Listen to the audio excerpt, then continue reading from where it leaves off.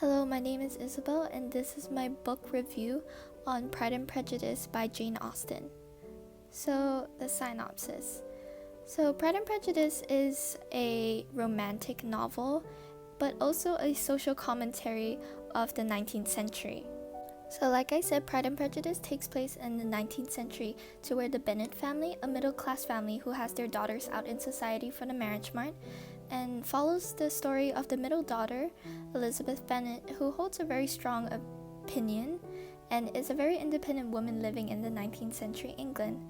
And her evolving plot begins with Mr. Darcy, who is in the Regency upper class, seemingly prideful and reserved at first impressions, and when they first meet, Darcy dismisses Elizabeth as, quote, tolerable but not handsome enough to tempt me, setting up an initial tension which is rooted in pride and social prejudice, like the book's title. Elizabeth, in return, resents his arrogance, but through the misunderstandings, confession, and self-reflection of both characters, they confront their own biases and grow, which where Jane Austen highlights the societal pressures surrounding class, marriage, reputation, especially for women, and ultimately delivers a story about love, personal growth, and the value of seeing beyond first impressions. Now on to the critical review. Already on the first statement of the book, it quotes, "It is universally acknowledged that a single man in possession of good fortune must be in want of a wife," which in itself is ironic commentary by framing marriage as a necessity based on wealth and reputation instead of love and authenticity, where Austen critiques that a woman's financial security relies on a man's social standing instead of personal connection. This theme is particularly emphasized through Elizabeth's contrast in ideals and values, central to her character driving much of the novel's conflict and tension. Throughout the novel, Jane Austen's style of writing is more witty and ironic, where she uses humor and a refined sense of irony in a way of critiquing society in a lighthearted way, with well-put dialogues and character interactions in different dynamics. Specifically, Elizabeth and Darcy often conveying the limitations Elizabeth faces as a woman out in society, imposed by the class hierarchy. But due to the lightheartedness of the novel, it also engages readers to delve deeper into the message without seemingly condemning the norms society set. For instance, through Darcy's initial coldness and Elizabeth's further interactions with him, Jane Austen reveals their own pride and prejudice without directly stating it, which allows readers to experience the characters' own flaws very naturally.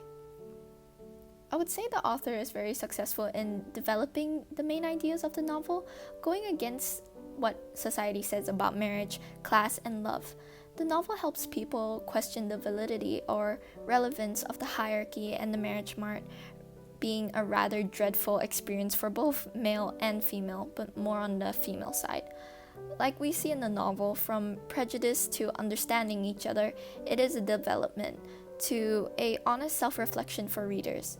Austen geniusly adds these ideas seamlessly into the plot, while using each character's flaws to propel their eventual growth, essential for the relationship to grow from conflict. Now on to character settings and symbols. Austen's characters are very multidimensional, with Elizabeth and Darcy representing specific personas and societal ideas. Elizabeth's strong opinions actively challenge societal norms by valuing love in a marriage, expressing her disdain for the focus of wealth and status rather than authenticity, while Darcy first is aloof and prideful, experiences a transformation shown in a love confession, though awkward, showcased his humility despite the class difference between him and Elizabeth, essentially replacing the pride he had for Elizabeth in the first place.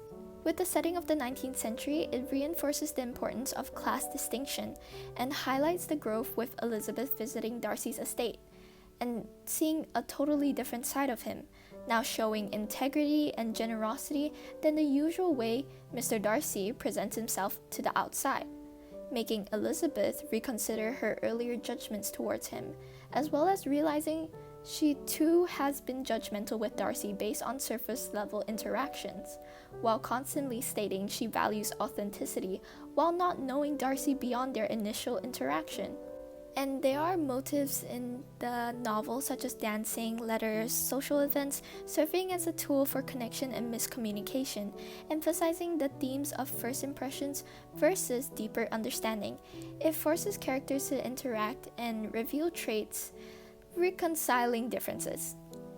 To the success of the author's purpose, I think Austen brilliantly achieves her purpose by blending in romance and her sharp social critiques. Though not so sharp with her humor, she uses Elizabeth and Darcy's relationship as a so-called medium for examining class prejudice, gender roles, and challenging the beliefs that financial security is a woman's primary goal in marriage. Her focus on character-driven growth, especially in Elizabeth and Darcy, brings depth to her message about the importance of self-awareness and personal integrity. Austen's careful balance of humor, romance, and social commentary has ensured Pride and Prejudice, a status as a beloved classic that continues to resonate with a lot of readers.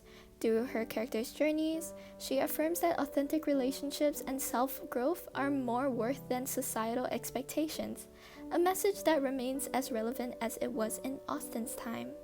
So if I were to give a book rating, I would rate it a 5 stars. And that is my novel review.